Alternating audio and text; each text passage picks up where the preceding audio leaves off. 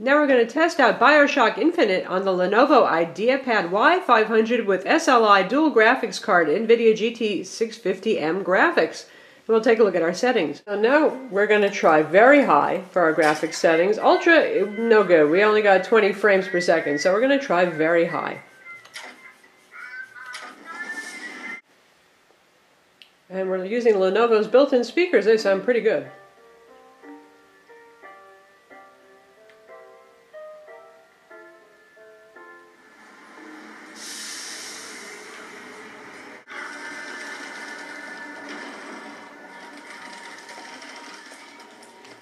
You can see what our frame rates are. 40, occasionally dropping down to the upper 30s so far. Pretty darn good. And even when we shoot up some bad guys, we're keeping our frame rates at 40. Very nice for very high settings. This is a very demanding game.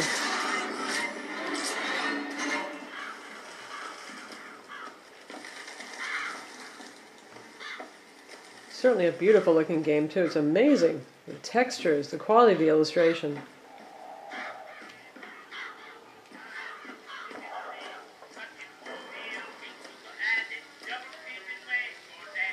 Changes in ambient lighting are not dropping our frame rate. It looks just great.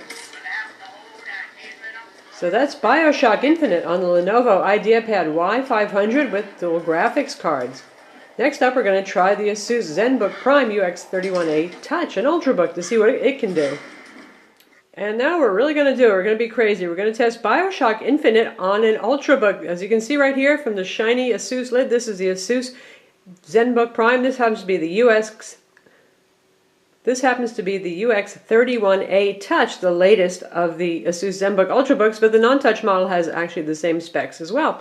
So we're going to give it a go. This has Intel HD 4000 integrated graphics and a 1.7 gigahertz Intel Core i5 3317U Ultrabook CPU. 4 gigs of RAM, by the way. And let's go to it.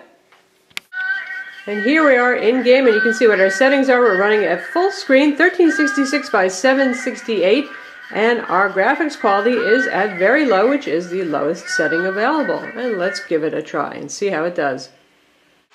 And here we are in game, and you can see our frame rates are at the upper 20s, hitting on 30. Oh, 31 even for a minute. What excitement there, huh? But you can see occasional drops down as low as 10 or 12 for a moment, but then it pops back up. So, upper 20s, it's not ideal, but it's doable, and that's great to see for a game that's this demanding and visually pleasing, even on very low settings. It's quite nice looking.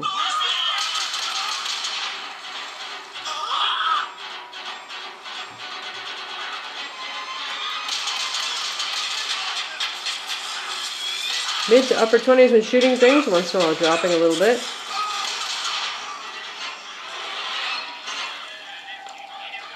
All in all, pretty impressive for a Core i5 Ultrabook. Again, there are a lot of Ultrabooks on the market with the exact same hardware, so you're looking at 4 gigs of DDR3 RAM, a Core i5 3317U. Stands in just as well for several other models that are on the market right now in terms of performance.